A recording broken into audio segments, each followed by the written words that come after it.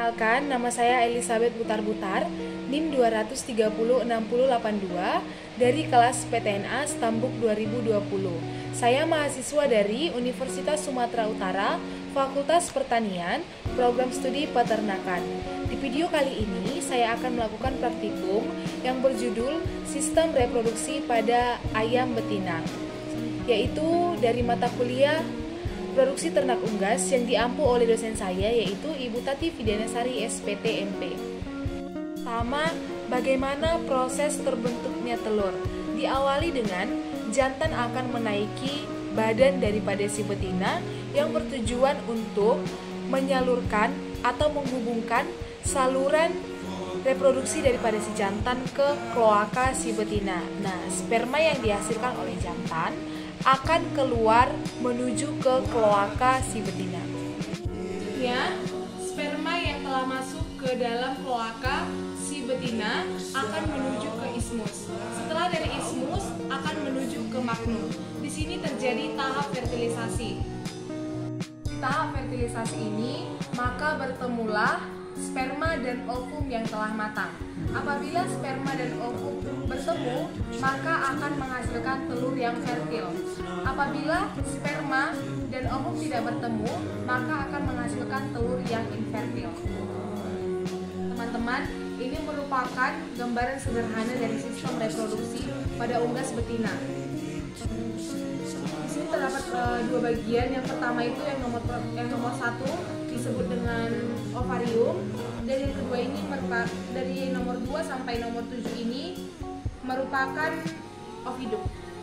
Yang di pertama ovarium, nomor 2 infundibulum, nomor 3 magnum, nomor 4 ismus, nomor 5 uterus, nomor 6 vagina, dan yang terakhir itu ada kloaka. Teman-teman, akan kita mulai dari ovarium. Nah, ovarium ini merupakan tempat sintesis hormon steroid seksual, gametogenesis dan perkembangan serta pemasakan kuning telur ataupun yang biasa disebut dengan iol.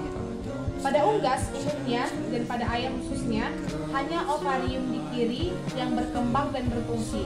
Sebagian pada bagian kanan mengalami rudimenter. Ovarium pada unggas ini dinamakan juga dengan folikel.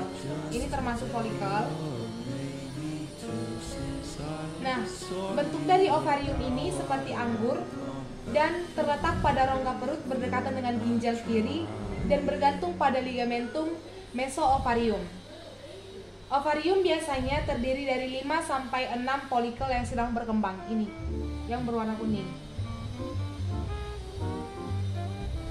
Berwarna kuning besar atau yolk dan sejumlah besar folikel putih yang menunjukkan sebagai kuning telur yang belum dewasa. Ini bagian yang kecil. Perkembangan dari si folikel-folikel ovarium ini dirangsang oleh follicle stimulation hormone ataupun FSH.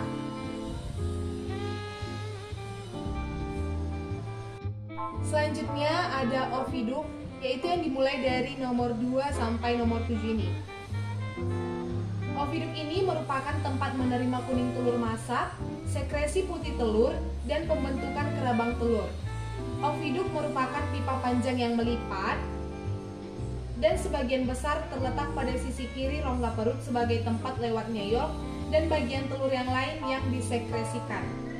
Selanjutnya masuk ke infundibulum pada bagian nomor 2. Berbentuk seperti corong dari ovidum, panjangnya kira-kira sekitar 9 cm yang berfungsi untuk menangkap dan menelan ovum atau yolk sehingga akan masuk ke dalam ovidum. Setelah ovulasi, yolk akan jatuh ke dalam ovidum. Perbatasan antara infundibulum dan magnum ini dinamakan sarang spermatozoa sebelum terjadinya pembuahan. Selanjutnya masuk ke bagian magnum. Bagian ini merupakan bagian yang terpanjang dari ovidum sekitar 33 cm. Magnum tersusun dari glandula tubular yang sangat sensibel.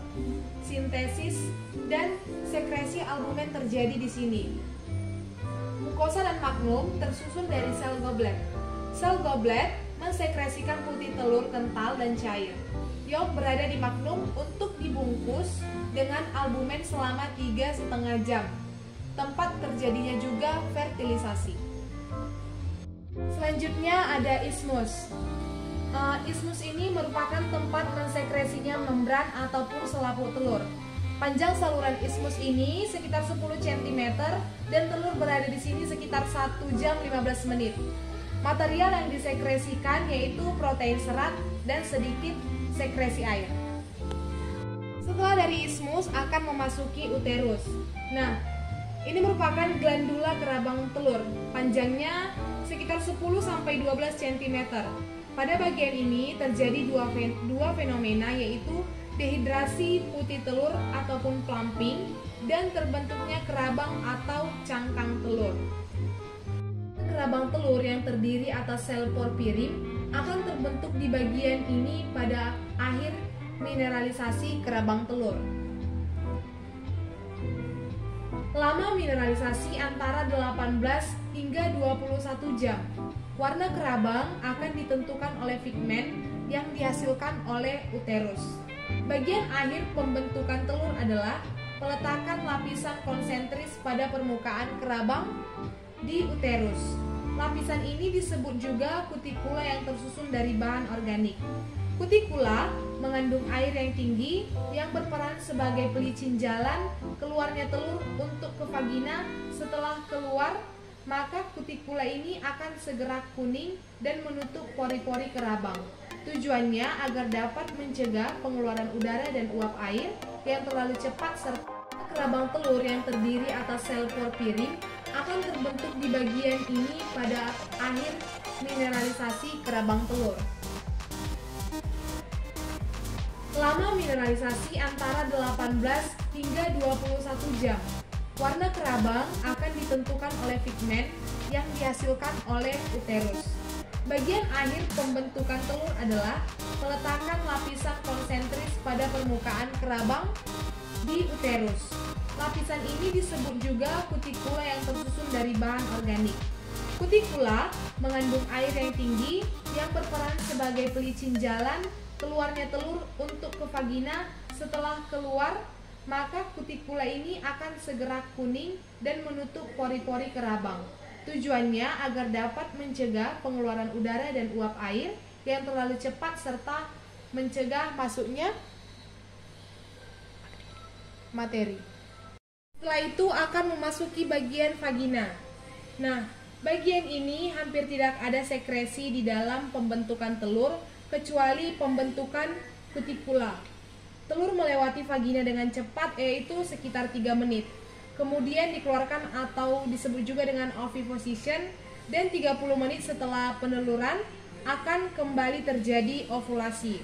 Selanjutnya ini adalah bagian yang terakhir, yaitu kloaka, di mana tempat paling ujung luar dari induk tempat dikeluarkannya telur. Nah, jadi total waktu pembentukan telur itu 25 sampai 26 jam.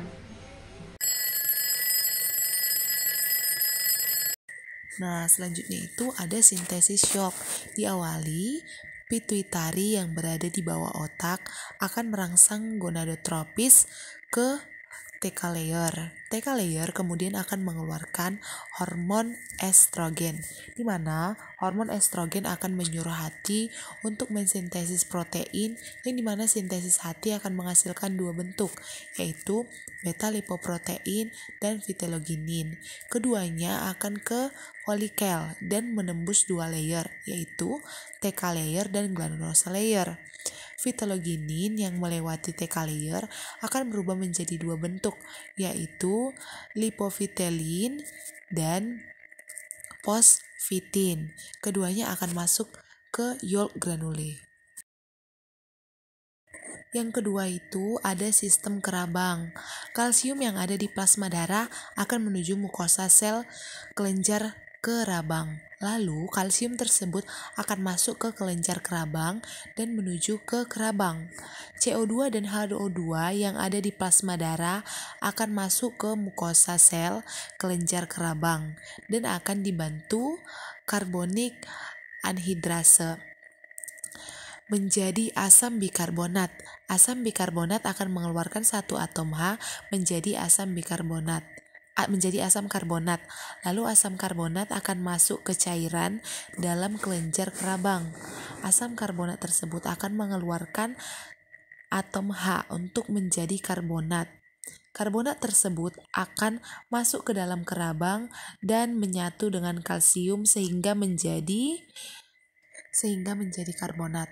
Lalu dua atom H sebelumnya akan masuk ke dalam plasma darah dan akan disanggah oleh asam karbonat yang ada di plasma darah. Selanjutnya ada yang ketiga yaitu sintesis albumen. Estrogen larut dalam lipida melewati membran sel, kemudian diikat oleh reseptor estrogen. Kompleks estrogen dan reseptornya membentuk menjadi 5S. Bentuk ini adalah pembawa pesan kedua yang memasuki nukleus sel, berinteraksi dengan kromosom, menyebabkan gen tertentu dibentuk menjadi mRNA. mRNA meninggalkan nukleus menuju ribosom untuk dinastasi menjadi protein yang spesifik seperti albumin.